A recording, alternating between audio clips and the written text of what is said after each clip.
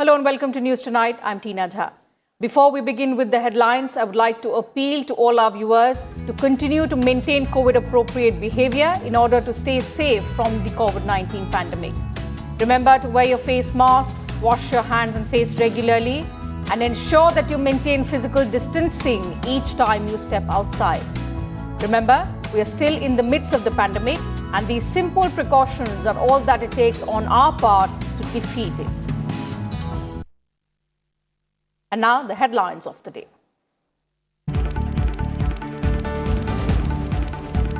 After Lok Sabha, Rajya Sabha passes Mines and Minerals Amendment Bill to improve transparency in the auction process and ensure speedy allocation of mines.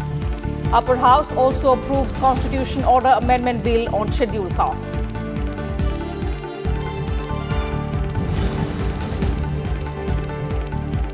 After Rajya Sabha's approval, Lok Sabha approves Insurance Amendment Bill that increases FDI from 49 to 74% in the sector.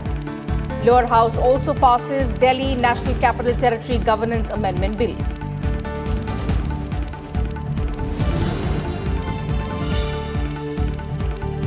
On World Water Day, Prime Minister Modi inaugurates Catch the Rain campaign, asserts India's development linked to water resources and connectivity. Madhya Pradesh and Uttar Pradesh sign agreement for Ken-Betwa Link project, the first under the National River Linking Plan.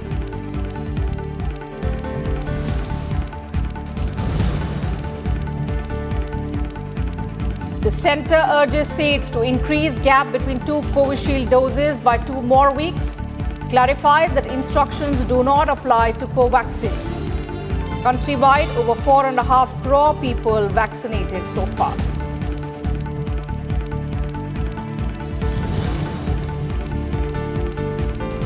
And the 67th National Film Awards announced. Manoj Bajpayee and Dhanush bagged Best Actor Award. Kangana Ranaut adjudged the Best Actress. Late Sushant Singh Rajput's film Chichore declared the Best Hindi film.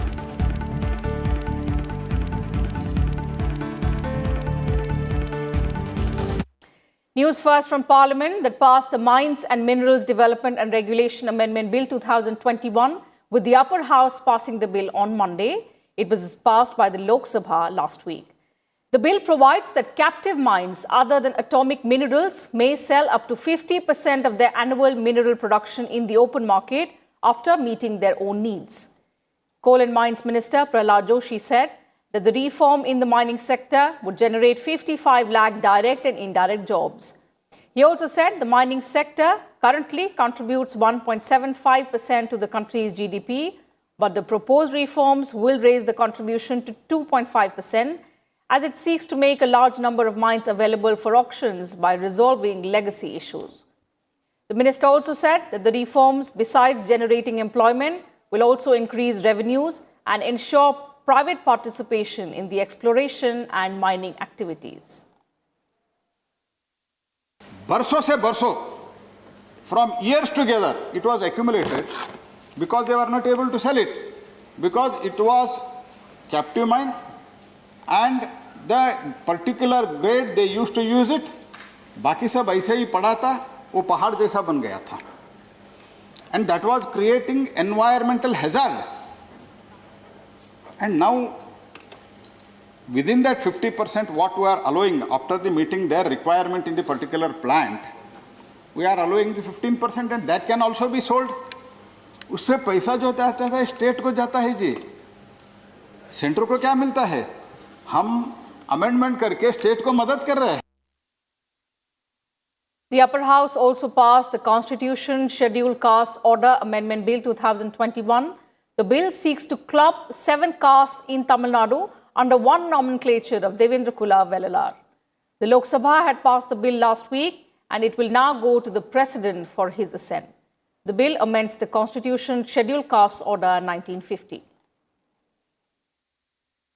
Devendra कुला वेलालर, Devendra कुलथन bracket में कड्डयन, फिर तिरुनेलवेली, तुत्तुकुडी, रामनाथपुरम, पुदुकोट्टई, तंजावुर, तिरुवारूर और नागपट्टनम जिलों के तटवर्ती क्षेत्रों को छोड़कर, इन जिलों में लागू रहेगी, पर इनके जो तटवर्ती क्षेत्र है उसको छोड़कर कल्लादी, कुडुम्बन, पल्लन, पन्नाडी, वातिरेयना, ये जाति का एक क्रमांक 17 में समाहित हो जाएगा. On World Water Day, Rajya Sabha Chairman M. Venkaiah Naidu said that members of Parliament are duty-bound to act as role models and trailblazers in water conservation by adopting sustainable water management practices both in personal and public lives, and sensitize one and all in inculcating water conservation techniques like rainwater harvesting, afforestation of river banks to prevent soil erosion, and also reduce annual rainwater runoff. Listen in. In line with this year's theme for World Water Day, we also need to acknowledge, at the same time, develop an active consciousness for multi-dimensional value the water holds for us, as it will help us develop a holistic and integrative perspective on water conservation. As parliamentarians, it is our bounden duty to act as role models and trailblazers in water conservation by adopting sustainable water management practices both in personal and public life, and sensitize one and all.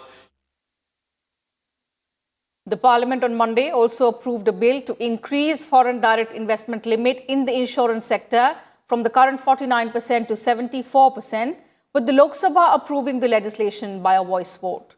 The Insurance Amendment Bill 2021 was passed by Rajya Sabha last week. The bill amends the Insurance Act of 1938.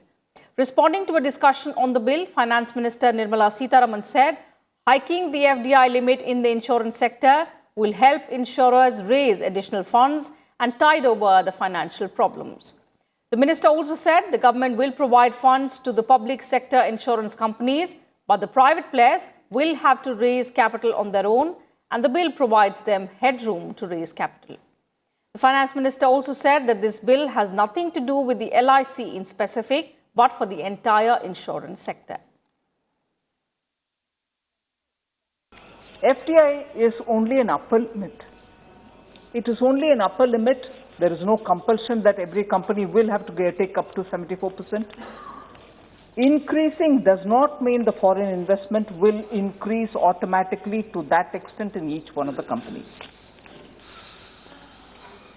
And also, even as I go into the details of what are the safeguards, it will be very fairly, clearly established that the policyholders' funds will be invested only within India, and that's not going to go out. So FDI will not only bring in capital, it will bring in greater competition, consumer will have more choice. The Lok Sabha passed the Government of National Capital Territory of Delhi Amendment Bill 2021. The bill seeks to give more powers to the Lieutenant Governor of Delhi. Responding to a discussion on the bill, Minister of State for Home G. Kishan Reddy said, the bill has been brought to end ambiguity in running the affairs of the national capital and appeal to everyone not to term it a political move, since it will be beneficial to the people of the city-state.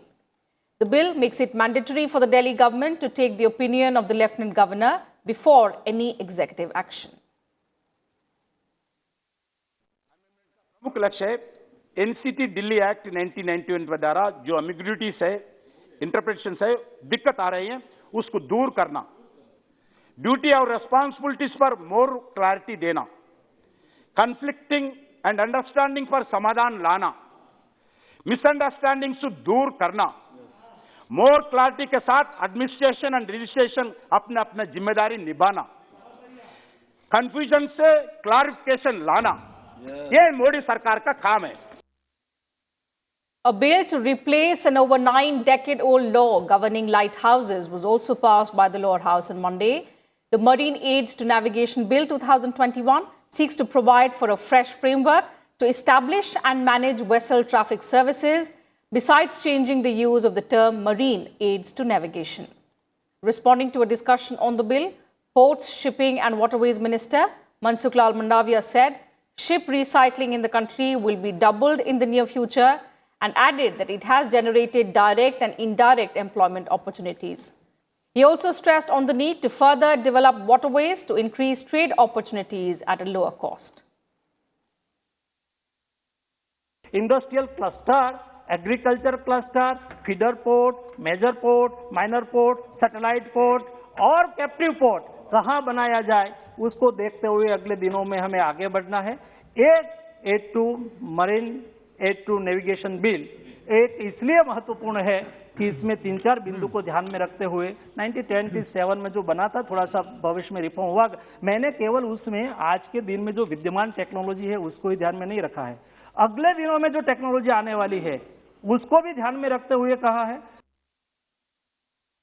In some other news, Prime Minister Narendra Modi on Monday stressed on the importance of water conservation as he launched the Jal Shakti Abhiyan Catch the Rain campaign on the occasion of World Water Day. Urging people to conserve rainwater under the campaign, the Prime Minister said the government is working towards water governance and water conservation. Here's a report. Water security and water management are crucial for the future of our coming generations. Prime Minister Narendra Modi said while launching the Jal Shakti Abhiyan Catch the Rain campaign virtually on World Water Day. He stated that India's development and self-reliance is dependent on water resources and water connectivity. The Prime Minister said that it is a matter of concern that majority of rainwater in India gets wasted. He said the more the rainwater is conserved, the less will be the dependence on groundwater. आज जब हम तेज गति से विकास की बात कर रहे हैं, प्रयास कर रहे हैं, तो ये वाटर सिक्योरिटी के बिना, प्रभावी वाटर मैनेजमेंट के बिना संभव ही नहीं है। भारत के विकास का विजन, भारत की आत्मनिर्भरता का विजन हमारे जल स्रोतों पर निर्भर है, हमारी वाटर कनेक्टिविटी पर निर्भर है। He also urged that every penny of Manrega funds will be spent on rainwater conservation till the monsoon arrives. He asserted that for the first time since independence, the government is setting up laboratories across the country to test the quality of drinking water. कि पानी की testing के इस अभियान में हमारे गांव में रहने वाली बहनों बेटियों को जोड़ा जा रहा है। कोरोना काल के दौरान ही 4.5 लाख से ज्यादा महिलाओं को वाटर टेस्टिंग की ट्रेनिंग दी जा चुकी है। हर गांव में कम से कम 5 महिलाओं को पानी टेस्ट करने के लिए ट्रेन किया जा रहा है। वाटर गवर्नेंस में हमारी बहनों बेटियों की भूमिका को जितना अधिक प्रोत्साहित किया जाएगा, उतना ही बेहतर नतीजे मिलना तय है। The Catch the Rain campaign will be undertaken across the country in both rural and urban areas. It will be implemented from the 22nd of March to the 30th of November, the pre-monsoon and monsoon period in the country.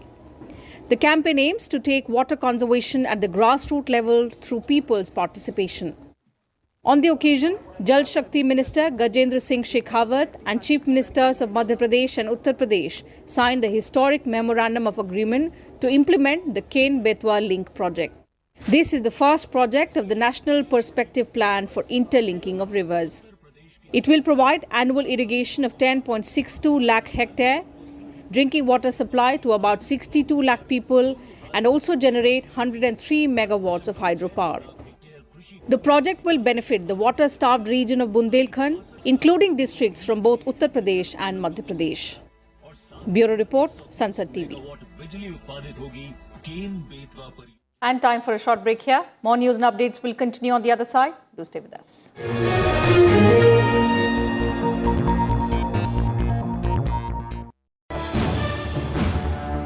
Watch The Big Picture at 9:30 p.m. only on Rajya Sabha television.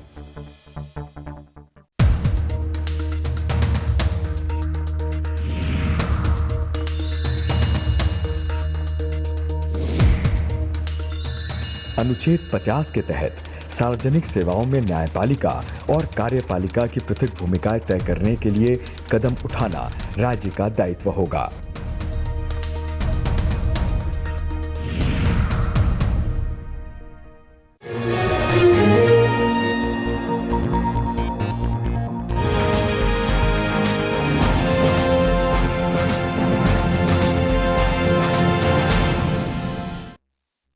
Union Home Minister and BJP leader Amit Shah led the party's political campaign in Assam on Monday. He addressed multiple rallies in Jonai, Majuli and Udalgiri in the state. Targeting the Congress party, Amit Shah said that the BJP has ensured peace and development in Assam during the last 5 years, which is in contrast to violence and instability during the Congress rule. Accusing the Congress of a policy of divide and rule, Amit Shah stated that the BJP follows the mantra of Sabka Saath, Sabka Vikas, Sabka Vishwas, asserting that it was evident from the enthusiasm of the people that the BJP was going to form the government for a second consecutive term in Assam. He also praised the state government for effective handling of the COVID-19 pandemic. Modi ji ने असम का इतना विकास किया, सर्वानंद हेमंत शर्मा ने असम को आंदोलन मुक्त बनाया, आतंकवाद मुक्त बनाया, सभी जनजातियों को जोड़ने का काम किया, सबकी संस्कृति की रक्षा करने का काम किया, सबके साहित्य की रक्षा करने का काम किया। और दूसरी ओर कांग्रेस अजमल के साथ आ रही है, अजमल के साथ। ये कांग्रेस पार्टी अपनी गोदी में बदरुद्दीन अजमल को बिठाकर आई है। मुझे बताओ भैया, भगवान न करे इनके हाथ में सत्ता रह गई तो ये पूरी घुसपैठ बेरोक टोक चलेगी। BJP President JP Nadda also accused the Congress party of practicing the politics of opportunism. He held rallies in Dibrugarh, Jorhat and Bishwanath Charali on Monday. Addressing an election rally at Tingkhong in the Dibrugarh district of Assam, he said that the BJP has always been at the forefront to protect and serve the people of the state. He added that Assam will head into days of darkness if the Congress is voted to power. The BJP president also touched upon the issue of Bodoland. स्वार्थ की राजनीति, अवसरवादी की राजनीति, ये कांग्रेस का लक्ष्य रहा है। और फिर मैं कहने के लिए नहीं कह रहा, एक ही समय में चुनाव हो रहा। केरल में सीपीएम के विरुद्ध लड़ रही है और मुस्लिम लीग के साथ लड़ रही है। बंगाल में सीपीएम के साथ लड़ रही है और असम में अजमल के साथ लड़ रही है। ये पॉलिटिक्स ऑफ ऑपर्चुनिज्म नहीं है तो और क्या है? Congress General Secretary Priyanka Gandhi Vadra also campaigned for her party in Assam. She addressed 3 election rallies on Monday. Addressing a rally in Sarupathar town, she attacked the BJP-led government in Assam for not fulfilling the promises made by its leaders in the last elections. Continuing her attack on the ruling party, Priyanka Gandhi added that the Sarbanand Sonowal-led BJP government has done nothing for the people of the state in the last 5 years. She assured the people of the state to protect the culture, language and identity of the people. आपने पिछले चुनाव में भरोसा किया, कांग्रेस की सरकार से उस समय आप दुखी थे। कुछ गलतियां हो सकती हैं कि हमारी सरकार से हुई, लेकिन हमारी सरकार ने कभी असम की संस्कृति पर वार नहीं किया, आपके समाज को तोड़ने की कोशिश नहीं की। तो आप अच्छी तरह से ये सच्चाई समझिए। Congress leader Rahul Gandhi campaigned for his party candidates in Kerala. In Kochi, he interacted with students at St. Teresa's College and later took part in public meetings organized at several places in Alappuzha. Rahul Gandhi hit out at the ruling LDF government led by Pinarayi Vijayan, alleging joblessness in the state and said that jobs in Kerala are not a reality but a distant dream. Elections to the 140-member Kerala Assembly will be held in a single phase on the 6th of April. And ahead of the Assembly polls, Kerala Pradesh Congress Committee Vice President K.C. Rosakutti resigned from the party. She was a former MLA from the Sultan Batheri constituency and chairperson of the Kerala Women's Commission. She was reportedly unhappy with the present developments in the party. On the 14th of March, Kerala Congress's Women's Wing President Latika Subhash had also stepped down.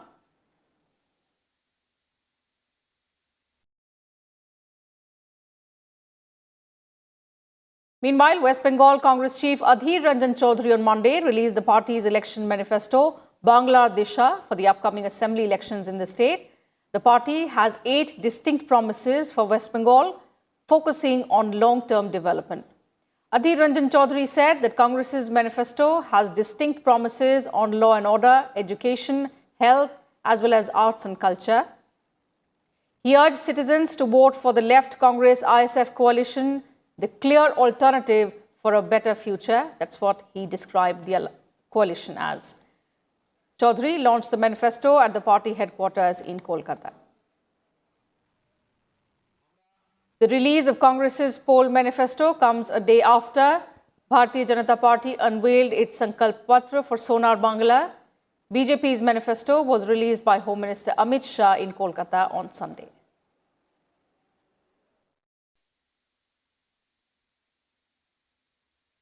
And the Election Commission on Monday banned bike rallies in all poll-going constituencies 3 days before the voting day.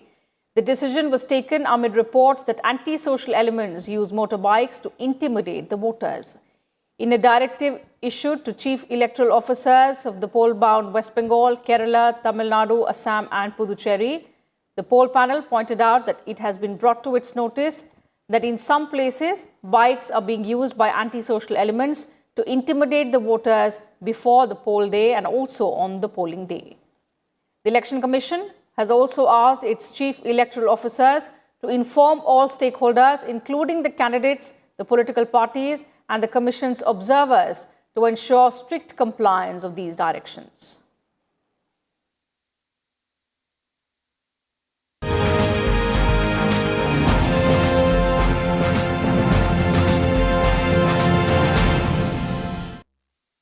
And now an update on the ongoing vaccination drive against coronavirus.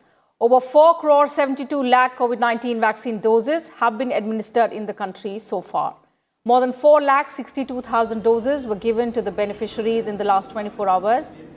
The centre has written to the states and union territories to increase the interval between 2 doses of Covishield to 4 to 8 weeks now, instead of the earlier practiced interval of 4 to 6 weeks.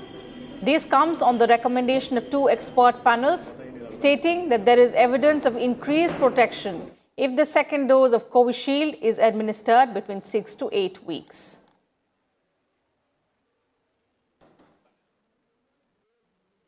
Meanwhile, India's active caseload now stands at 3,34,000, which comprises about 2.87% of the total positive cases in the country.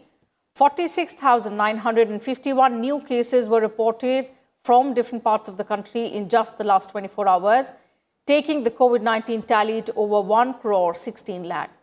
212 deaths were reported in the same period, bringing the total death toll to 1,59,967. This is since the outbreak of the pandemic began last year. Talking about the recoveries now, the COVID-19 recoveries in the country have crossed 1 crore 11 lakh, with 21,180 recoveries reported in the last 24 hours. The national recovery rate has come down to 95.75%. 8,80,000 samples were tested in the last 24 hours. And with this, India has tested over 23 crore 44 lakh samples. Among states, Maharashtra has reported the highest daily new cases at 30,535, followed by Punjab, which reported 2,644 new cases, while Kerala reported 1,875 new cases of COVID-19. Night curfew has been announced in at least 10 districts, including Aurangabad, Amravati, Yavatmal, Jalna and Parbhani in Maharashtra. The ongoing lockdown due to a spike in cases of coronavirus in Nagpur district has been extended till the 31st of March. The government of Madhya Pradesh has also announced a complete lockdown every Sunday for the 3 most affected districts, that is Indore, Bhopal and Jabalpur, while all the schools in the state of Chhattisgarh have also been closed down till further orders in the wake of a surge in cases.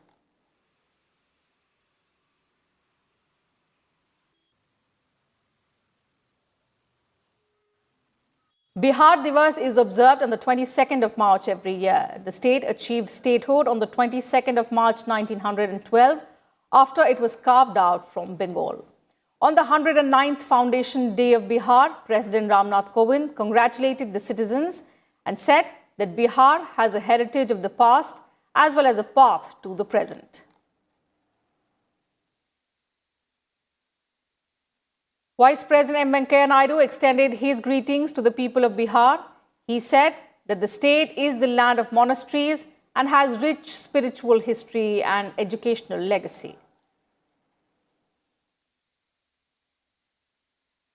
Prime Minister Narendra Modi also greeted the people of Bihar and wished that the state continues to create new dimensions of development.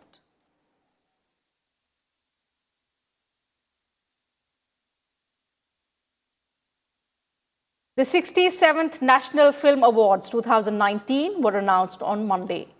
Malayalam movie Marakka Arabica Dalinte Simham, directed by Priyadarshan, has been adjudged the best feature film.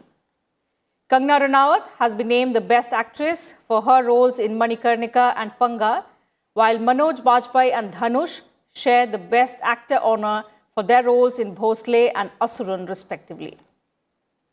Sanjay Puran Singh Chauhan was named the best director for Hindi film Bahattar Hure by the National Film Award jury, while late actor Sushant Singh Rajput's Tara Chichore was adjudged the best Hindi film. The award for the best film on social issues went to Marathi film Anandi Gopal. The Nargis Dutt Award for National Integration was given to Taj Mahal, and the best popular providing wholesome entertainment was given to Telugu film Maharshi. The Indira Gandhi Award for the first film went to Malayalam film Helen by Mathukutu Xavier.